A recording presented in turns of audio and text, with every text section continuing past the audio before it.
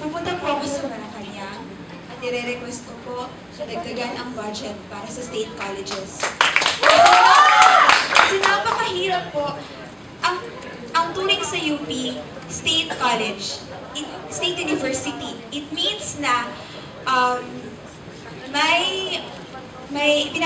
yung part ng tuition natin ay shoulder ng gobyerno.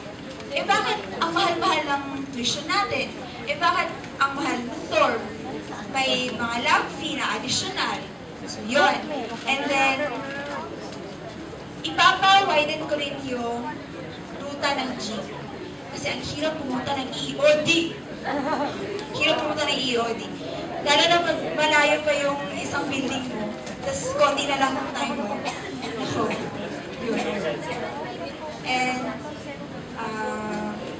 yung budget ng school, ilalaan ko lang po sa pag-shoulder ng cost for the education of the students instead sa pagpapaganda ng campus. Kasi ang importante po sa isang paaralan ay may matutunan ang mga estudyante. Hindi na papasok ang estudyante at makita niya, wow, ang ganda ng buha, wow, ang ganda ng bench, wow, ang ganda ng buildings. Ganon. Nandito po tayo para mag-aral. Yan.